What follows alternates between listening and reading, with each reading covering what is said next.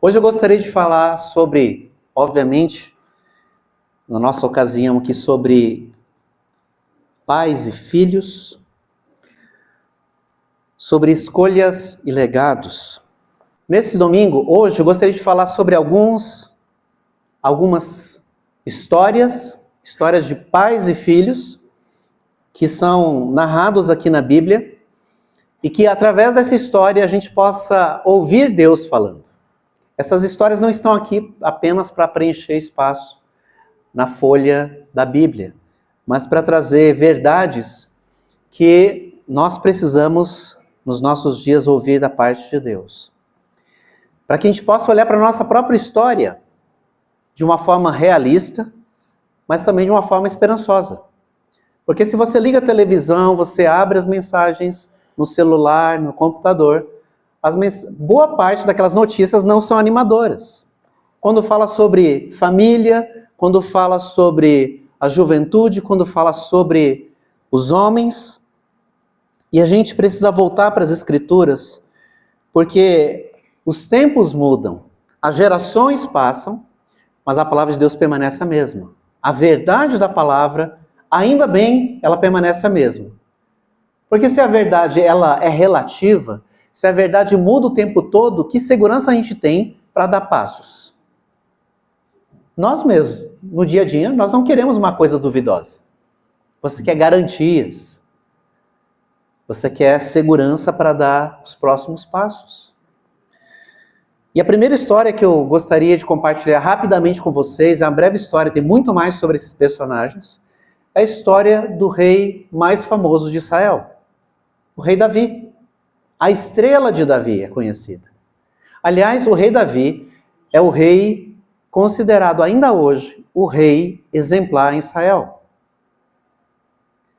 O próprio povo judeu, durante a Segunda Guerra, era identificado com a estrela de Davi. Essa era a identidade deles. Eles se identificavam assim. Nós somos o povo de Deus. A estrela de Davi. E de todos os reis, a narrativa de Davi é a mais longa em toda a Bíblia.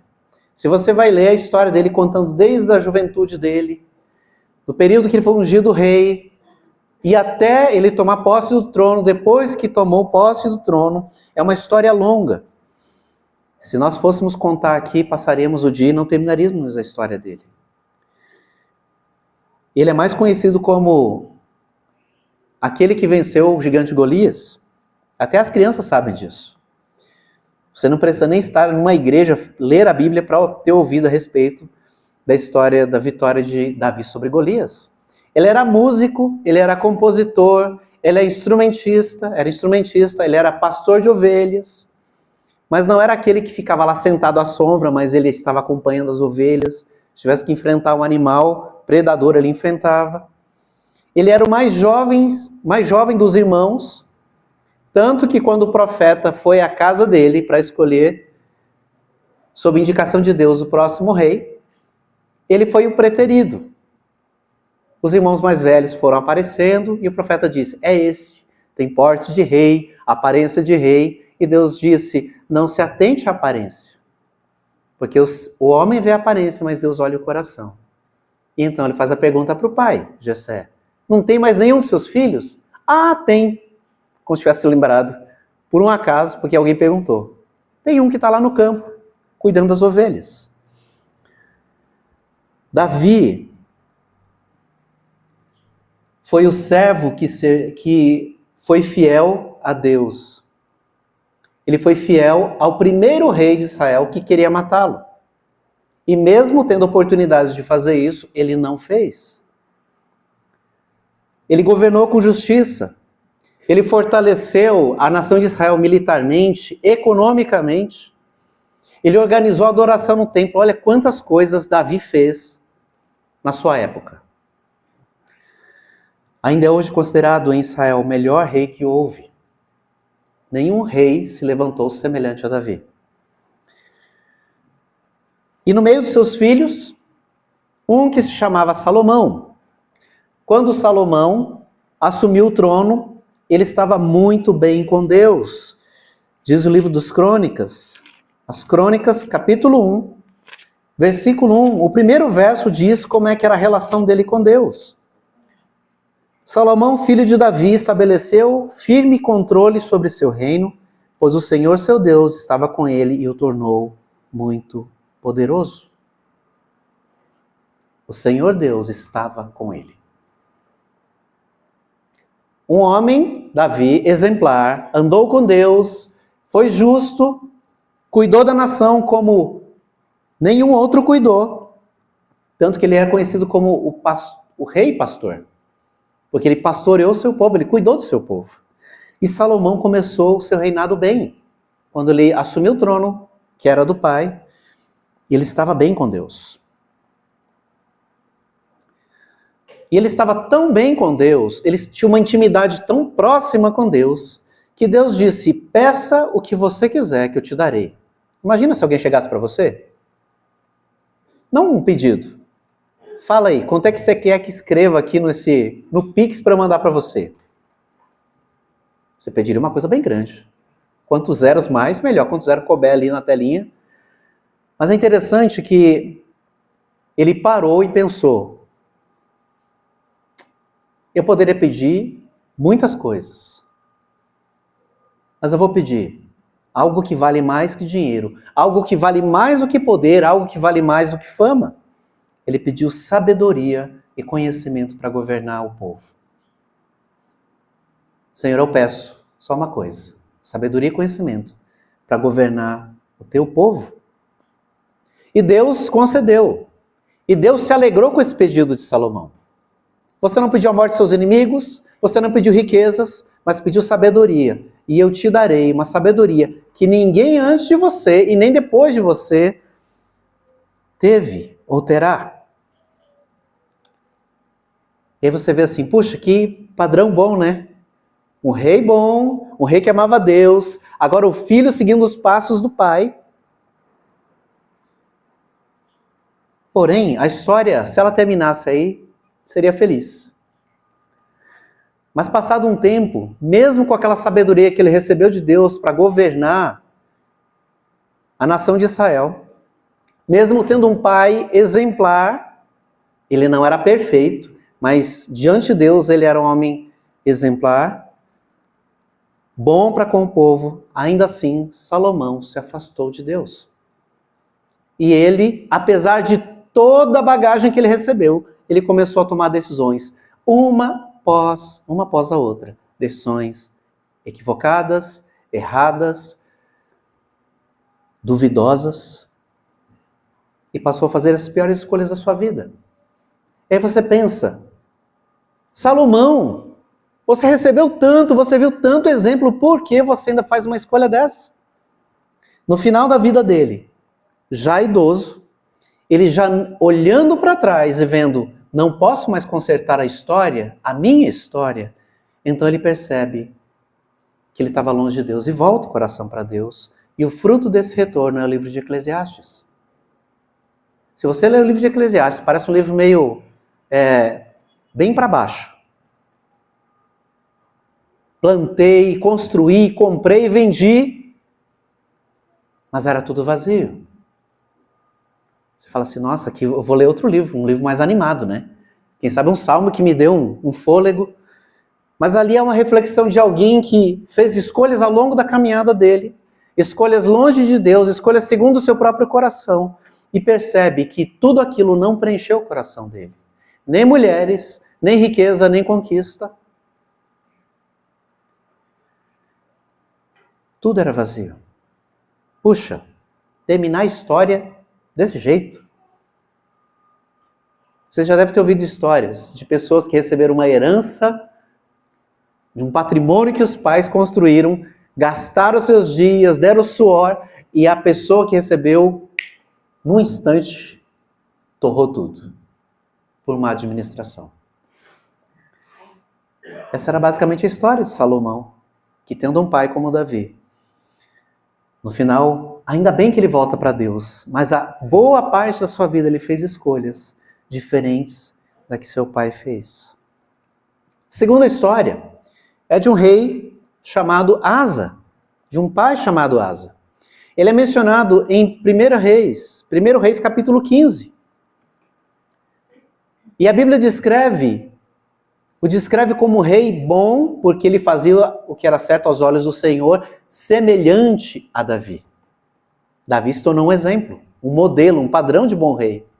E a Bíblia, então, a partir de Davi, começa, quando ele fala sobre os reis, vai falar assim: e o rei fez conforme aquilo que agradava o coração de Deus, como seu antepassado Davi.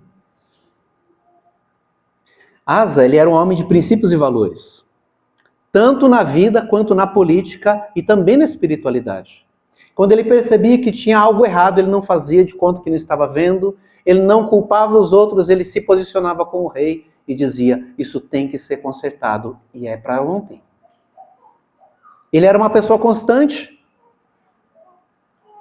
No verso 14 de 1 Reis, capítulo 15, mostra como era a justiça, o coração correto do rei Asa. Embora os santuários idólatras não tivessem sido removidos, o coração de Asa permaneceu inteiramente fiel ao Senhor durante toda a sua vida. Constância. Como é bom a gente ter alguém constante do nosso lado. E não tem nada mais inseguro do que você ter uma pessoa inconstante do seu lado. Você não sabe se vai poder contar na hora do aperto. Você não sabe se na hora da dificuldade vai estar presente. Segurança. Esse homem era constante. E em tempos em que cada um procura se proteger e não pensa nos outros, como falta gente assim? Nós precisamos de amigos assim. Nós precisamos daquelas pessoas que não estão conosco pelo que a gente pode dar, pelo que a gente tem, mas está lá pelo que a gente é. Casamentos precisam voltar a ter esse valor. Relacionamentos de amizade precisam ter esse valor novamente. Pessoas constantes, confiáveis. Pessoas que não negociam valores e princípios. Quantas pessoas assim você conhece? Consegue encher uma mão? Enumerar em uma mão quantas pessoas assim você conhece? No trabalho é difícil, porque é cada um por si. Na vizinhança, muitas vezes é cada um por si. Às vezes um ajuda o outro. Muitas vezes dentro da família é cada um por si. Asa foi um homem de valores. E ele deixou um herdeiro, chamado Josafá. Está no livro de 2 Crônicas, 17 a 20, conta a história desse homem chamado Josafá. Conta uma parte da sua história, não toda a história. E a história de Josafá mostra um homem que fazia escolhas sábias, justas, como seu pai Asa. E por isso ele fazia as coisas certas, então Deus o abençoava, ele colhia o resultado dessa confiança em Deus, dessas escolhas sábias. Ele não fazia por impulsividade, ele não fazia com a indiferença, sem levar em conta as pessoas que estavam à volta dele. E como seu pai Asa, mesmo quando ele foi pressionado a abrir mão de princípios e valores, ainda que ele tivesse que perder, ele se mantinha firme.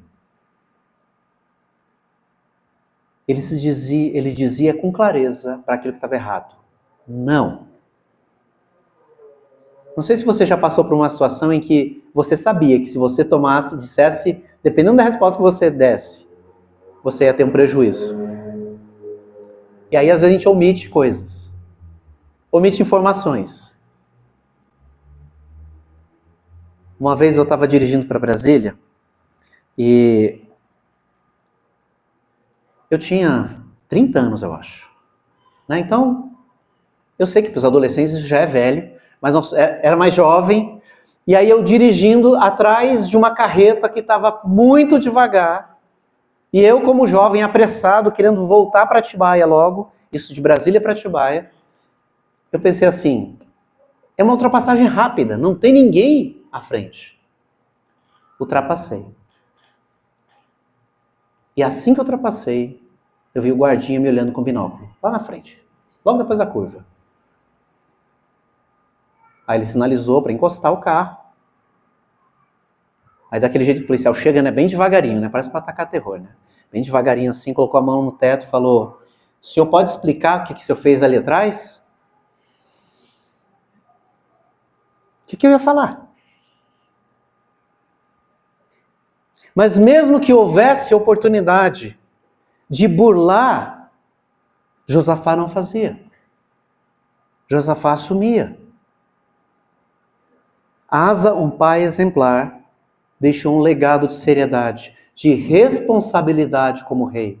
Porque ele sabia que, como rei, ele não podia tomar qualquer decisão, porque tudo que ele decidisse ia afetar o povo, a sua família, o futuro da nação. Uma escolha egoísta, ambiciosa, poderia levar à perda de tudo. Mas ele fez uma escolha responsável e de temor a Deus. E o filho tomou o mesmo caminho.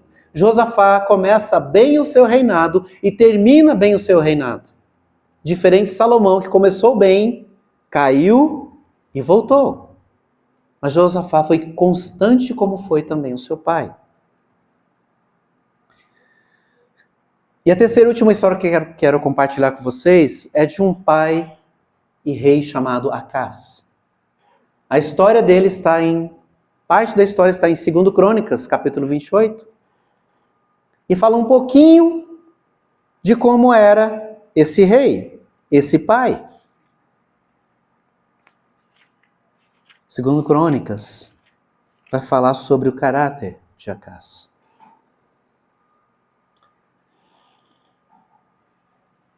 Acás tinha 20 anos quando começou a reinar e reinou em Jerusalém por 16 anos.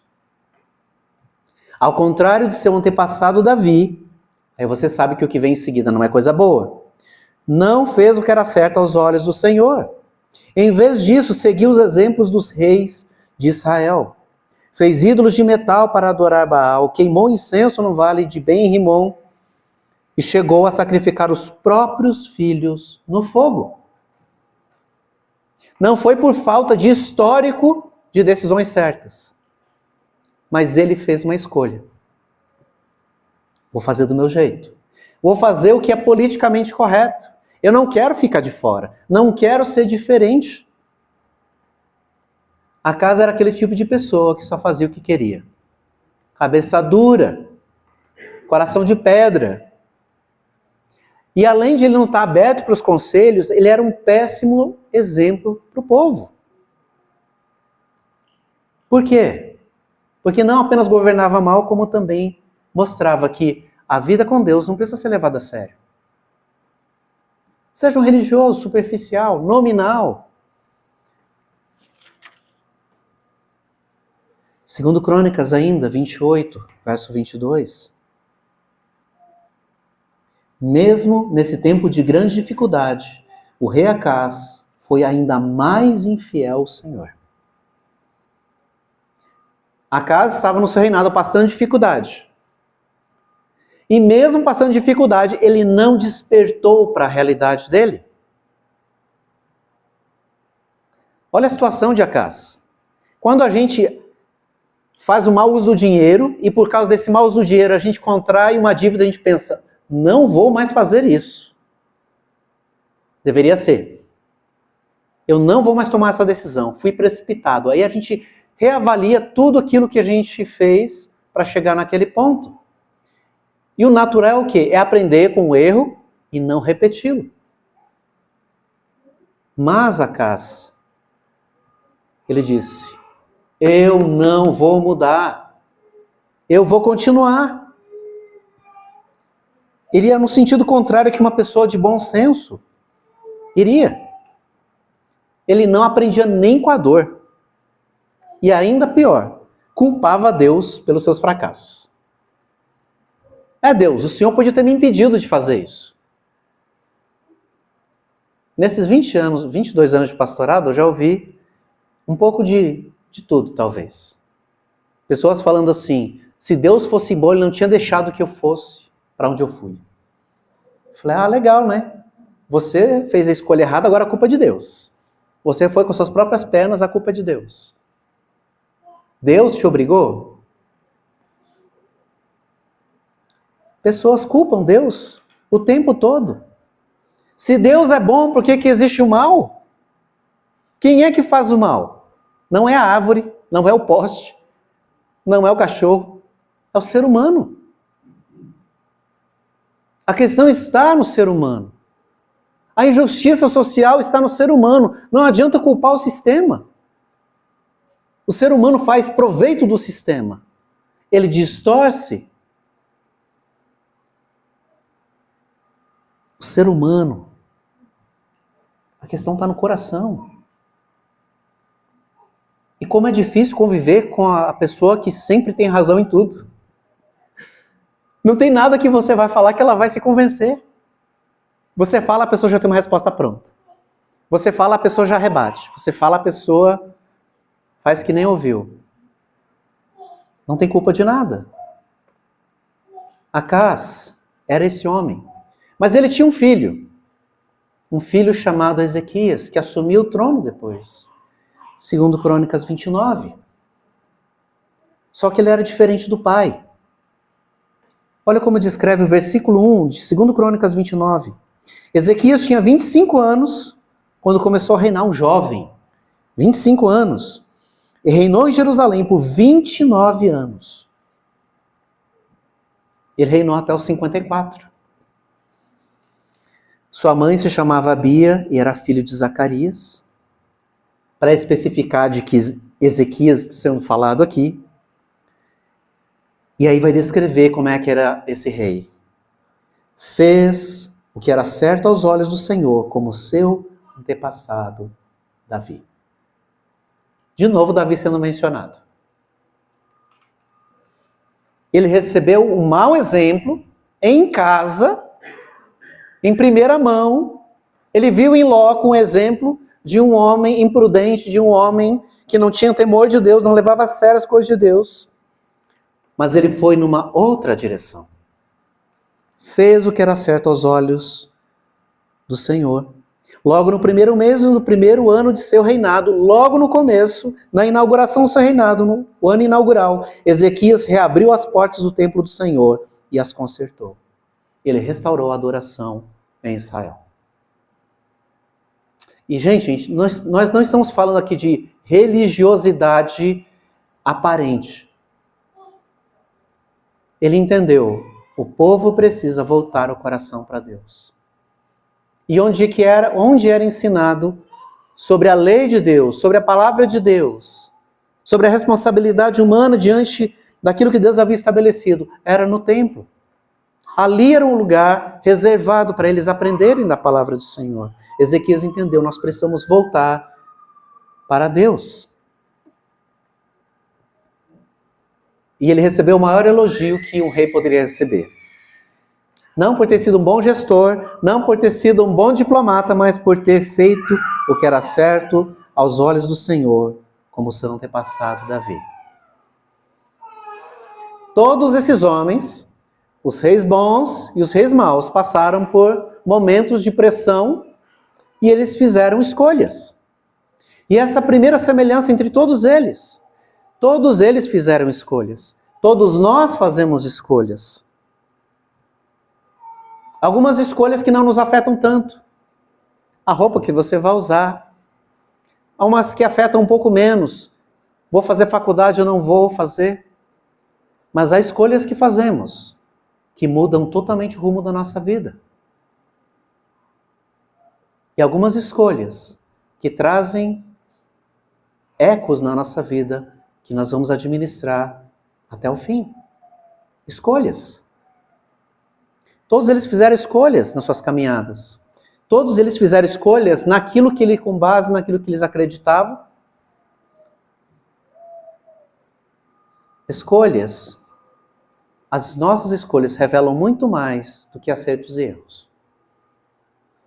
As nossas escolhas falam muito mais sobre quem nós somos. Não é um simples acidente. Fala do que está no nosso coração, do que nós valorizamos. Eu vi uma imagem muito interessante do pós-guerra lá no Japão. Essa imagem trazia uma coisa assim inusitada. Você passando necessidade no pós-guerra, não tendo, a guerra queimou a sua casa, perdeu os seus bens, queimou as suas roupas, mas naquela imagem trazia algo que reflete o valor do povo japonês, pelo menos naquela época. Eles estavam tendo aula ao ar livre. Crianças sentadas, tendo aula no meio dos escombros, das cinzas da guerra, porque eles entendiam, isso é importante. Eles escolheram estudar, eles escolheram investir naquilo. Nós tomamos decisões com base naquilo que nós acreditamos, de fato, no nosso coração. E por mais que haja distância entre gerações, entre os seus pais e você, ou você e os seus filhos, todos nós passamos por situações semelhantes. Eu já ouvi muito sobre isso, eu até já mencionei sobre isso, mas sempre dou um passo para trás e penso, será que é isso? Que os dias de hoje estão mais difíceis do que antes? Nós tivemos as nossas dificuldades quando éramos mais jovens. As nossas dificuldades, as nossas crises. Os nossos filhos têm as crises deles nesse tempo agora. Todos nós passamos por pressões. Todos esses reis, os bons e os maus, tiveram a oportunidade de serem levados pela conveniência. Qual que é o atalho? Qual que é o caminho que custa menos? Salomão fez isso. Salomão queria estar bem com todas as nações ao redor. Apesar de que Davi já havia feito paz com todas as nações, quem tinha que ser conquistado foi conquistado, quem foi feito tratado havia sido feito. Mas Salomão começou a pensar que o modo de eu estar bem com todos, preciso abrir mão de algumas outras. Então ele foi casando, porque essa era a forma de fazer contrato de relação entre países. Então ele casava com a filha do rei, e então eu fazia alguma concessão para ele. E aí foi casando com uma, com outra, e no final ele tinha inúmeras mulheres, que se ele fosse jantar com cada uma só, por dia, ele ia jantar hoje e daqui quase 2 anos ia jantar com ela de novo. Porque ele começou a negociar, fazer escolhas que eram convenientes. Saber escolher o caminho não é sobre o que me vai trazer vantagem, mas é sobre o que Deus considera melhor. Nem sempre o que me traz vantagem é aquilo que Deus aprova. Não há ninguém mais responsável do que eu mesmo pelas minhas escolhas. E por que eu estou falando isso? Porque muitas vezes filhos carregam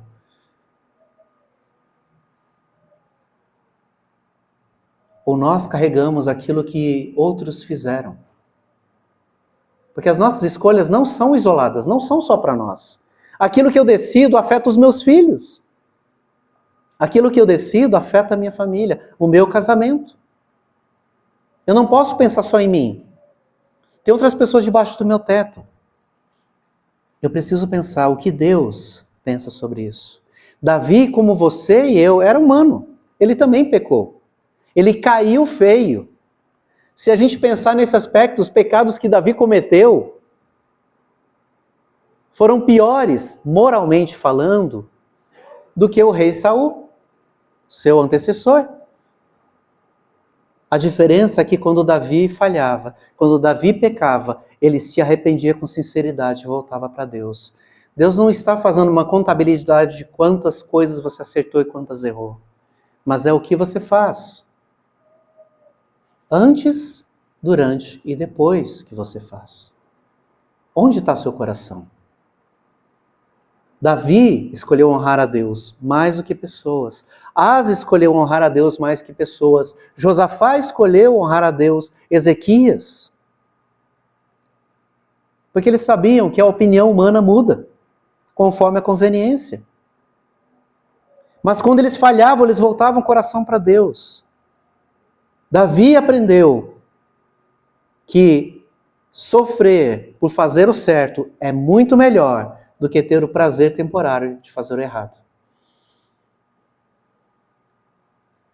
O que as nossas escolhas falam sobre nós? O que as nossas escolhas falam sobre o que nós acreditamos sobre Deus? Escolher ouvir a Deus é a única decisão nessa vida que vale a pena. Porque se você fizer faculdade, isso não é garantia que você vai ter um bom emprego. Mas se você não fizer, com certeza você vai ser preterido em comparação com outro que tem. Mas mesmo fazendo não é garantia. Mesmo fazendo uma boa universidade. Mesmo você se dedicando inteiramente, não é garantia. Não há garantias, infelizmente, de que eu vou ver os meus filhos crescendo. Talvez eu não esteja aqui, talvez eles não estejam aqui. Essa vida aqui é cheia de incertezas. Mas a única certeza é que andar com Deus vale qualquer custo. Porque você pode ter tudo. Sem Deus, não tem nada. Jesus falou, a vida de homem não se resume naquilo que ele possui. De que adianta você ganhar a vida inteira e perder a sua alma? Ganhar toda a riqueza desse mundo. Escolher viver ouvindo Deus é a melhor escolha. Deus não está procurando pais, sejam isso no sentido tanto pais como mães, perfeitos. Porque não existe pessoa perfeita, mas Ele busca homens e mulheres que o busquem de todo o coração. O que nós decidimos lá atrás, não vamos mudar mais. Passou. Mas não precisa acabar no passado, olhando para trás, mas Deus nos chama para começar daqui em diante, fazer o certo. E Ele nos dá graça e força para conviver com as escolhas que fizemos, para que então a gente viva de uma forma esperançosa olhando para frente, do que Ele pode fazer. Para que a gente deixe um legado para aqueles que estão vindo depois de nós, que vale a pena.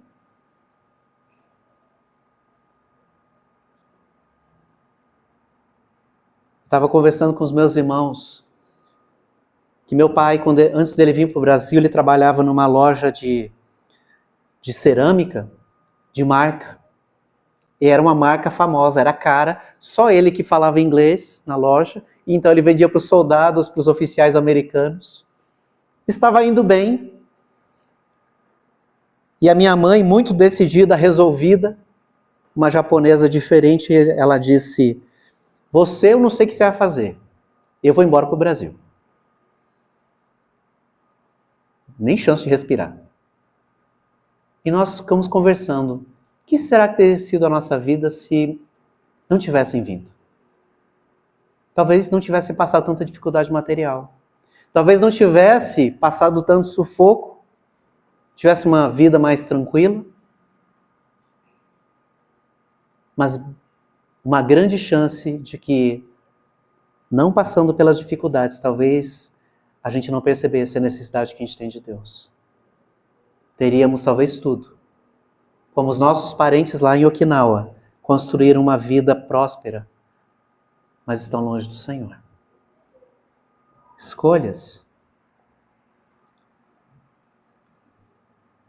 Escolhas ruins ferem. Escolhas ruins deixam marcas que muitas vezes duram gerações. Mas escolhas boas deixam marcas que abençoam gerações. O que há em comum, a segunda e última coisa que há em comum entre esses reis, é que eles deixaram uma história, um legado. A relação entre esses pais e filhos deixou legado para a geração seguinte. Davi se tornou referência de justiça, de fidelidade, de temor a Deus. Em outro lugar da Bíblia, no livro de Atos, capítulo 13, verso 16, diz que Davi ele é lembrado porque ele marcou a sua geração. Ele marcou a sua época, pela forma como ele viveu. Legado. é fruto. Você não colhe frutos sem ter plantado, cultivado e regado. Não existe colheita. Quantos já trabalharam na lavoura aqui? Plantaram pelo menos um punhado de milho. Ó, o Marcão ali. Até você colher, existe um processo. Você tem que arar a terra, tem que preparar a terra. E depois que você prepara a terra, você tem que tirar as pedras, as ervas daninhas, e quando você lança a semente, tem que regar, esperar brotar e continuar tirando a erva daninha. Cuidar para que as pragas não tomem conta da plantação. E lá no final, porque você persistiu pelo caminho, porque você não abandonou aquela semente, é que terá colheita. Eu vivi na roça até os 23 anos.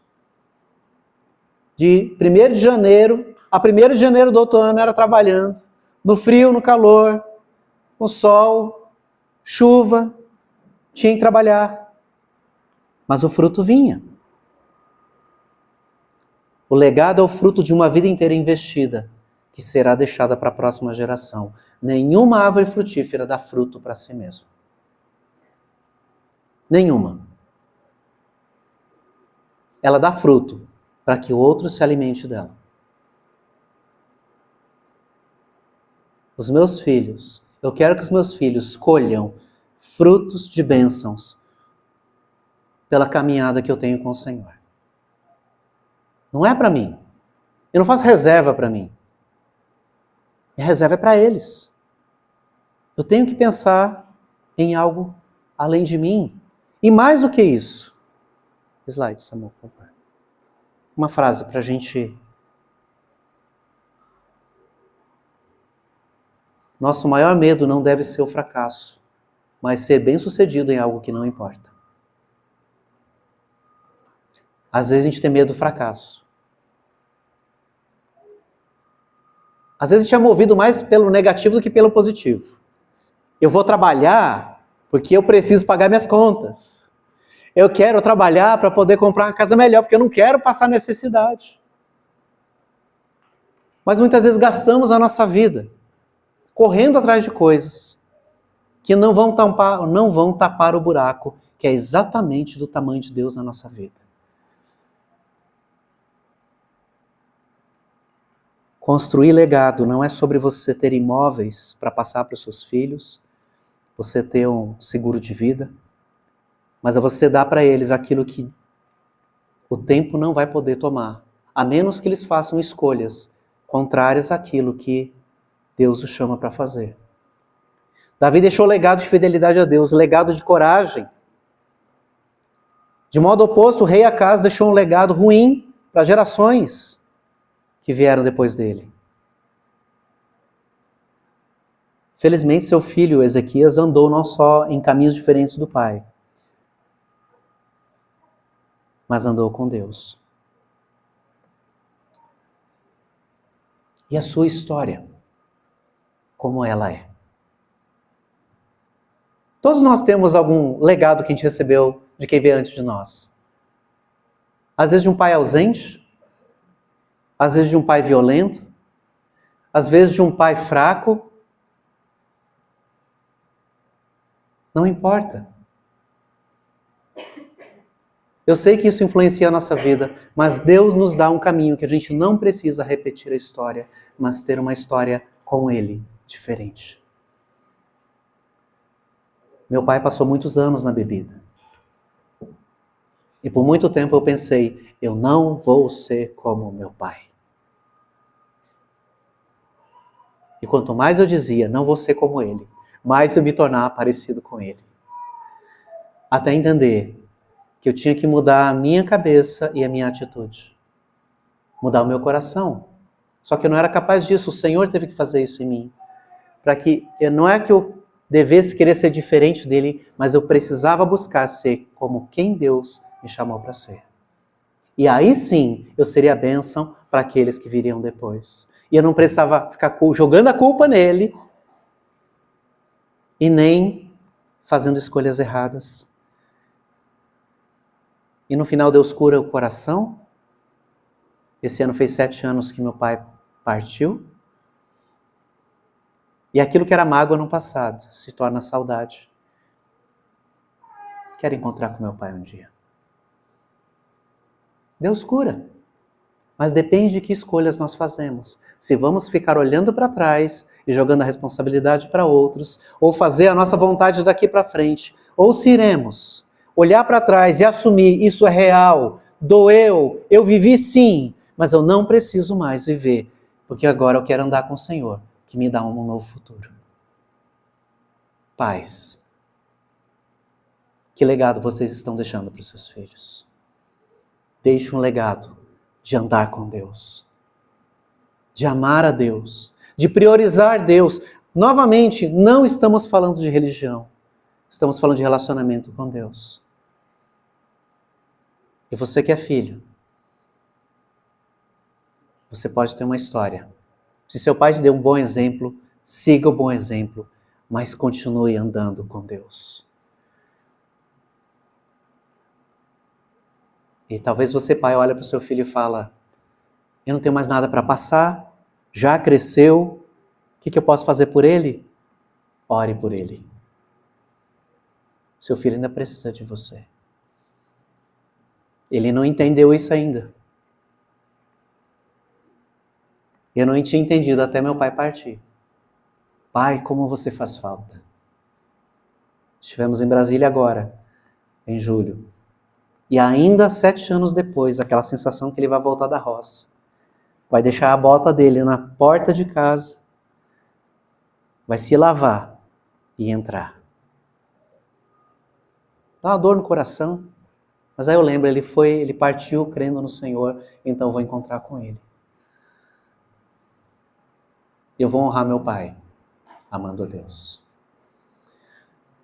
Seja um filho que tome decisões na direção de Deus. Seja um pai que tome decisões na direção de Deus, para que você construa um legado para aqueles que virão depois. Feche seus olhos. Senhor, muito obrigado. O Senhor, como um coração de pai, não se cala quando vê, ó Deus, cada um de nós tomando os rumos com as próprias pernas, indo na direção contrária. O Senhor sofre. E o Senhor, ó Deus,